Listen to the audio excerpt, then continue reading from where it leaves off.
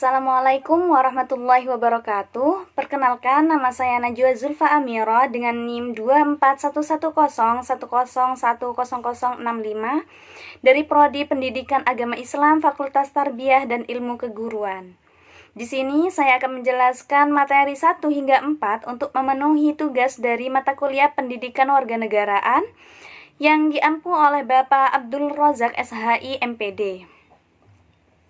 Untuk materi yang pertama yakni tentang pengertian nasionalisme dan identitas nasional serta implementasi konsep keduanya dalam berbagai perspektif.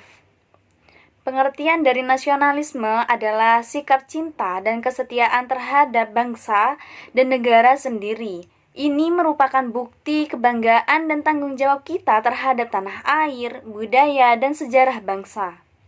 Nasionalisme mendorong kita untuk menjaga persatuan dan kesatuan bangsa serta memajukan negara. Perkembangan nasionalisme di Indonesia ditandai dengan beberapa peristiwa penting. Yang pertama yakni adanya organisasi Budi Utomo yang didirikan oleh Dr. Sutomo dan mahasiswa Stovia. Organisasi ini fokus pada perbaikan pendidikan dan mulainya gerakan pendidikan. Yang kedua, adanya organisasi setelah Budi Utomo, yakni muncul Sarekat Islam, Perhimpunan Indonesia, dan Partai Nasional Indonesia. Adapun pengertian dari identitas nasional Indonesia adalah ciri-ciri atau sifat-sifat khas bangsa Indonesia yang membedakannya dengan bangsa-bangsa lain di dunia. Indonesia terdiri atas berbagai macam suku, agama, dan pulau-pulau yang dipisahkan oleh lautan. Oleh karena itu, nilai-nilai yang dianut masyarakatnya pun berbeda-beda. Konsep nasionalisme dan identitas nasional memiliki peran penting dalam menyatukan warga negara dan menciptakan solidaritas di tengah-tengah keberagaman Indonesia. Berikut adalah implementasi konsep nasionalisme dan identitas nasional dalam berbagai perspektif. Yang pertama yakni perspektif sosial. Contohnya seperti memelihara kebudayaan lokal dan menghargai keberagaman.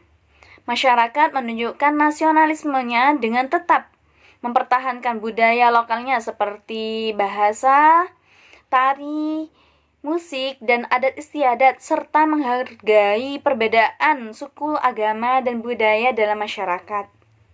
Contoh yang kedua adalah perspektif politik. Contohnya seperti penerapan Pancasila sebagai ideologi negara. Hal ini mendorong kesadaran bahwa setiap keputusan untuk kesejahteraan seluruh warga Indonesia tidak hanya untuk kelompok tertentu saja.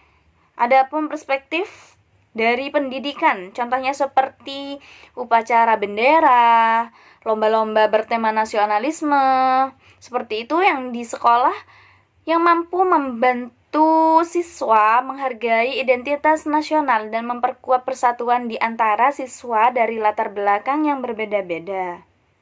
Jadi, nasionalisme dan identitas nasional merupakan konsep penting untuk menjaga persatuan bangsa, membentuk rasa keberagaman dan kesatuan di dalam negara Indonesia. Untuk materi yang kedua yakni tentang pengertian integrasi nasional, faktor penghambat dan pendorong integrasi nasional, serta implementasi integrasi nasional. Integrasi nasional adalah proses menyatukan berbagai macam perbedaan yang ada dalam masyarakat menjadi satu kesatuan yang utuh. Perbedaan ini bisa berupa suku, agama, ras, budaya, dan lain-lain. Berikut adalah faktor pendorong integrasi nasional. Yang pertama, adanya rasa senasib dan sepenanggungan. Yang kedua, keinginan untuk bersatu. Yang ketiga, kesepakatan bersama dalam ideologi nasional.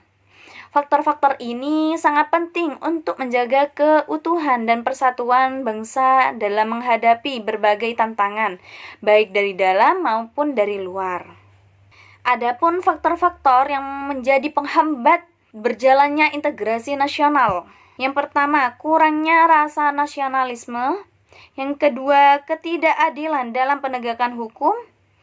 Yang keempat, meningkatnya konflik antar kelompok. Jadi, upaya untuk mewujudkan persatuan dan kesatuan bangsa dalam kehidupan bernegara, maka diperlukannya mengimplementasikan bentuk dari integrasi.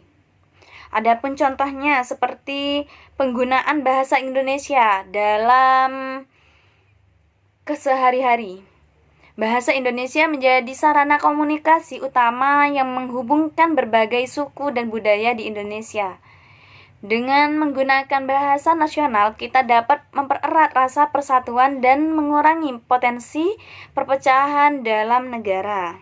Untuk materi yang ketiga, yakni tentang pengertian konstitusi serta implementasi konstitusi di Indonesia. Konstitusi atau yang sering disebut dengan Undang-Undang Dasar adalah hukum dasar tertulis yang menjadi landasan bagi suatu negara. Konstitusi memuat aturan-aturan pokok tentang penyelenggaraan negara, hak dan kewajiban warga negara, serta nilai-nilai dasar yang dijunjung tinggi. Fungsi adanya konstitusi ini sebagai landasan hukum. Jadi, semua peraturan yang ada di bawahnya harus sesuai dengan konstitusi. Implementasi konstitusi di Indonesia berarti upaya untuk menjalankan dan mewujudkan segala ketentuan yang tercantum dalam Undang-Undang Dasar 1945. Proses ini melibatkan berbagai pihak, mulai dari pemerintah, lembaga, negara, hingga masyarakat. Contoh implementasi konstitusi di Indonesia. Contohnya dalam penegakan hukum. Jadi semua warga negara sama di mata hukum, dan setiap pelanggaran hukum atau ditindak sesuai dengan ketentuan yang berlaku, serta menjamin kepastian hukum bagi seluruh warga negara. Contohnya lagi, perlindungan hak asasi manusia.